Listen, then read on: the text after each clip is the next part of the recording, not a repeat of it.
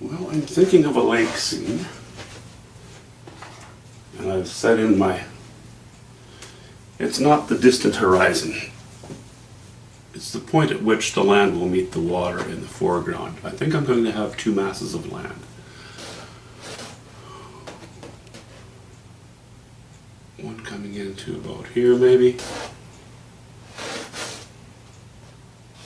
Tall, thin trees, not that West Coast rough stuff. This would be more like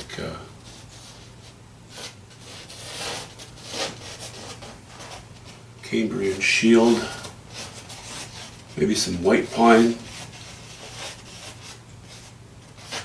along with some small pointy evergreens.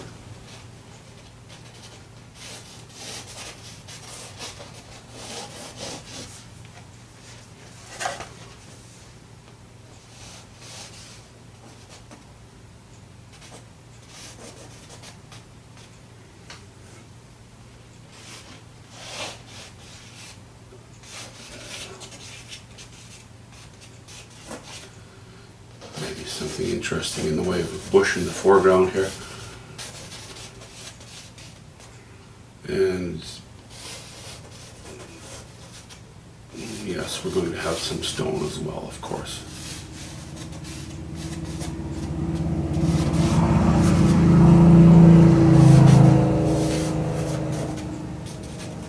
We'll shorten that tree a little bit.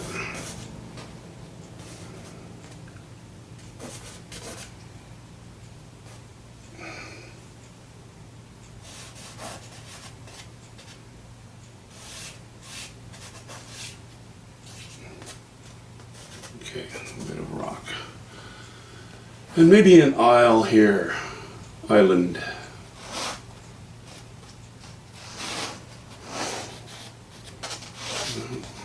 With a good opening between. Is it an island or is it another landmass on the left? Maybe it's a landmass on the left. And it won't be quite as important.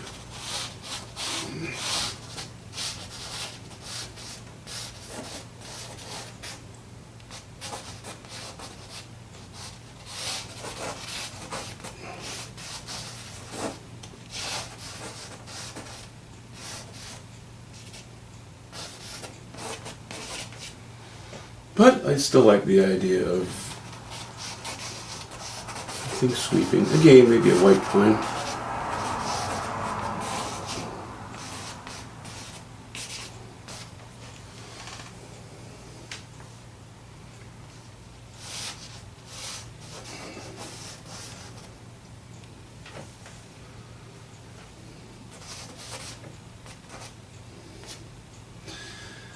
And yeah, this line is a little higher than a quarter of the way up the painting. This is a 24 by 36 inch painting.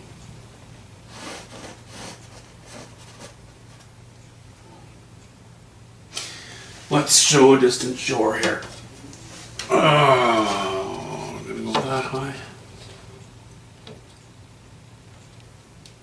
Well, we can start with it. Might be a little high, we'll see.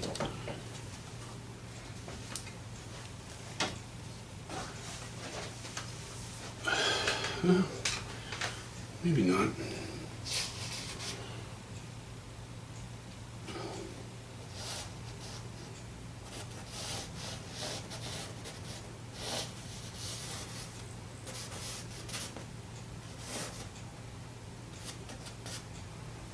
Something like that.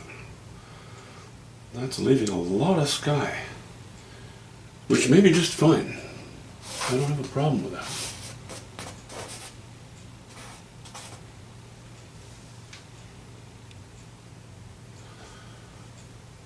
I have no problem with that at all.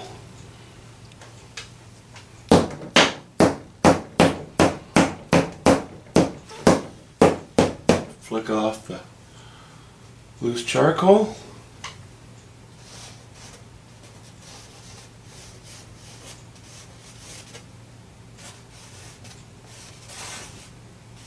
Yeah, I like the shape of this, I think. No harm in some long limbs. A little bit of trunk showing. Maybe.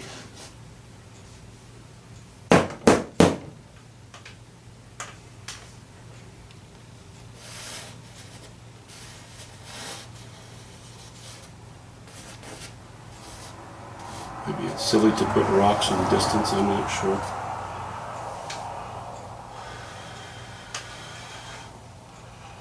Okay, so our opening is a little left of center. That's a good thing. That is a good thing. And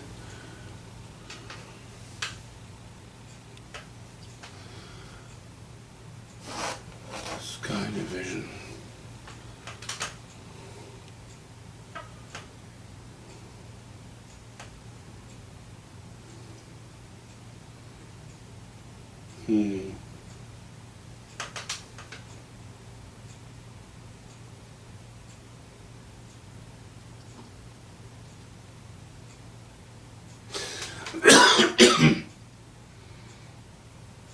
I think once again we'll have our light coming from the left, which means that this side will catch a bit of light, this side will be in shadow. Behind the shadow, the sky will begin to strengthen. I think we'll have our sky shoot up, maybe something like that. You know, maybe, I don't know. We'll see.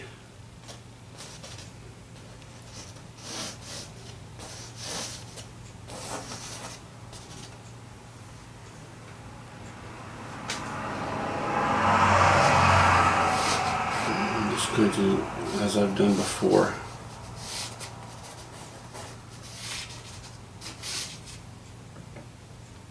put in the indication of something, just for a bit of a visual aid, just to say, okay, am I going to reflect some lighting behind there or not? I don't know. You know, I have a bit of a reflection of the shore. A reflection of light or of actual color and shape, maybe, I don't know, we'll see.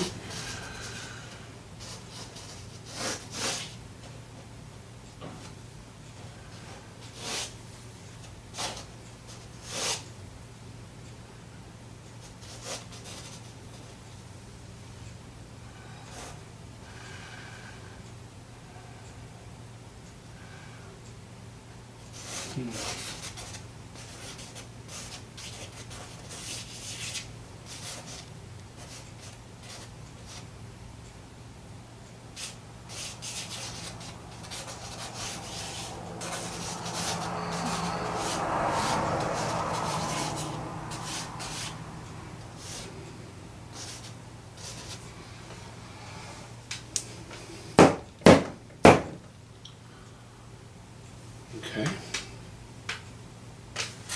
Take a little step back and see how I feel about it. It's okay. It's a little too symmetrical for me.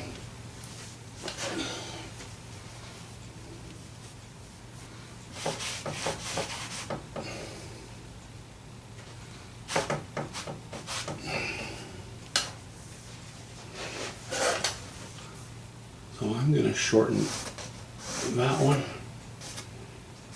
leave that one about there, keep this a little bit lower.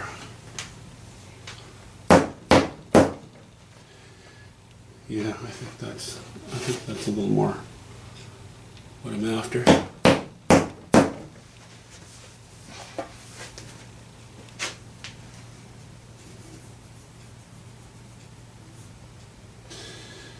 Yeah.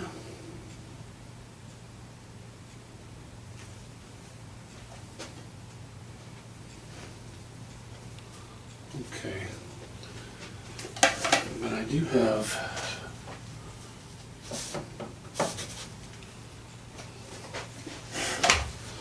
one, two trees, 1, 2 trees. That's not something I'm overly fond of. I'm going to raise that one. Okay, now it'll be a little less regular than that. Let's go with a third one here. shorter than those two. I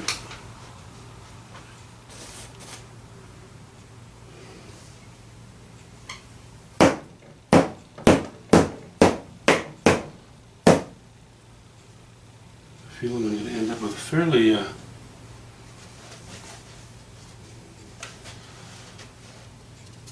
sophisticated drawing here.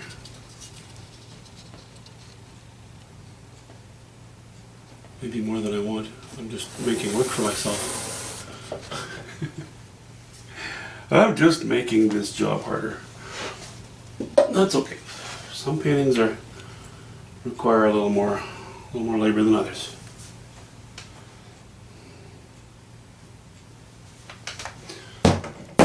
Okay, we'll leave that set for a minute. See how we go.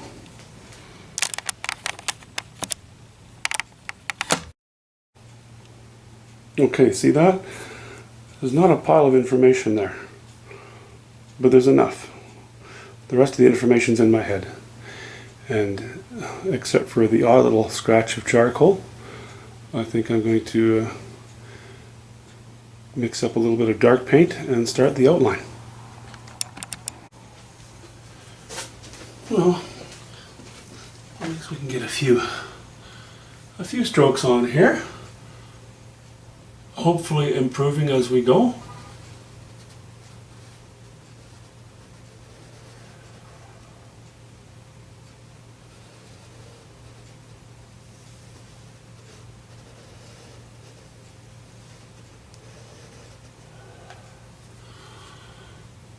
Ignoring some lines, adding some lines, all that good stuff.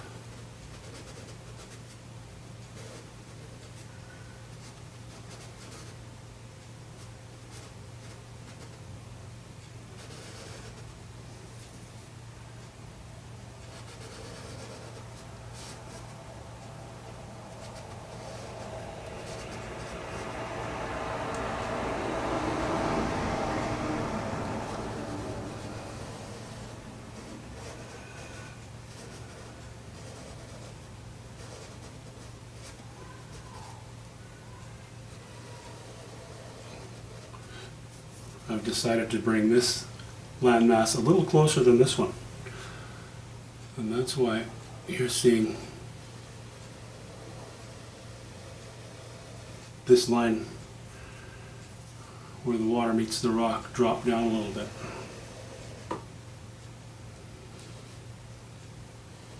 And I'll actually bring it a little bit past the rock as well. I always do that. Well, usually do that. Just helps me to size things up. And whenever there's water that has any movement in it, which is almost always, where the water touches an outcropping of rock, the water will always be disturbed a little bit into the water and away from the shoreline.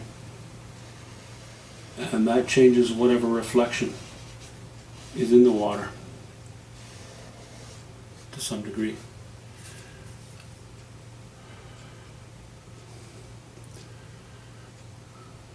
Now let's do this.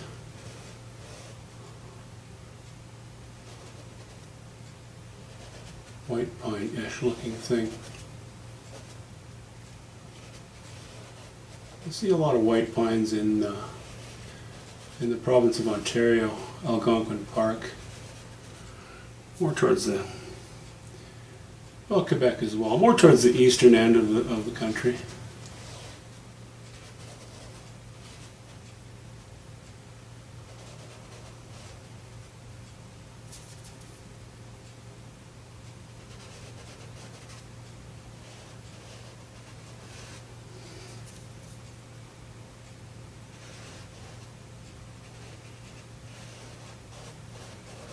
They're beautiful.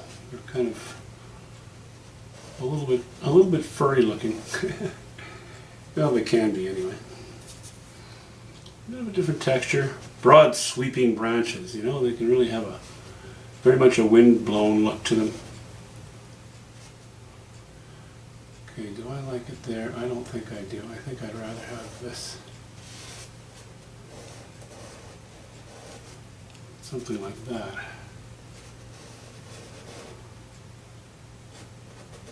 Okay.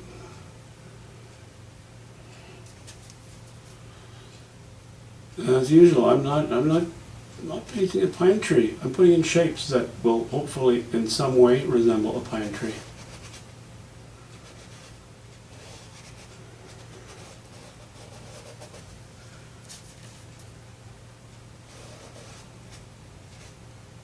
And if I'm not sure where to go next with it, I will just stop.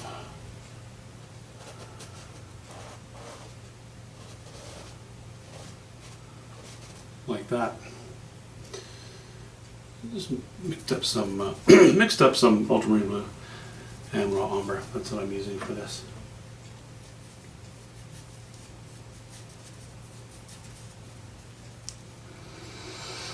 Okay. I think I like the idea of an evergreen of some sort, tall spire in behind there.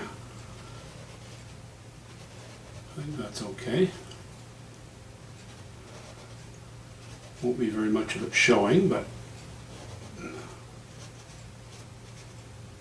I like the shape. Fill this area in a little bit.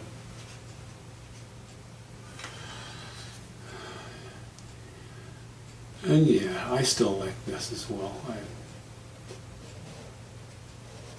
I'll leave that shape in. We'll change it a little bit, but not a whole lot. Not a whole pile.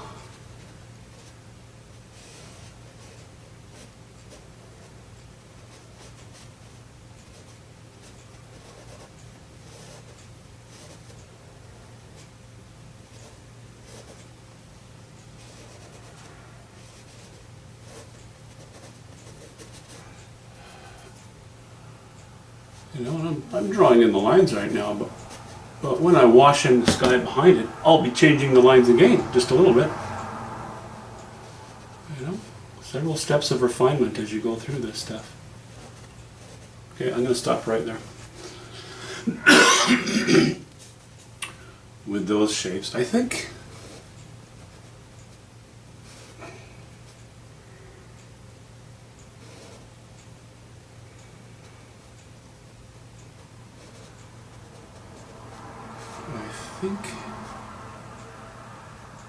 I would like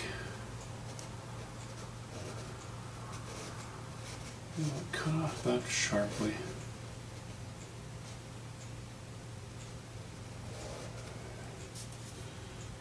I don't know. Let's see. Let's just make it dark for the moment. We'll have a rock sitting in front of it. Okay, and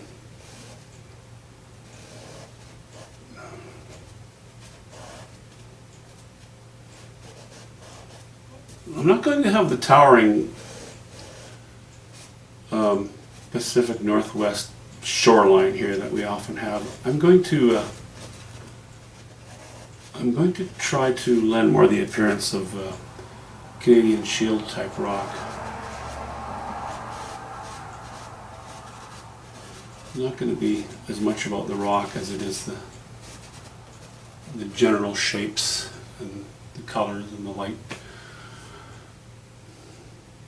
Yeah, I'm not touching any of the interior stuff. I'm going to go over the other side now.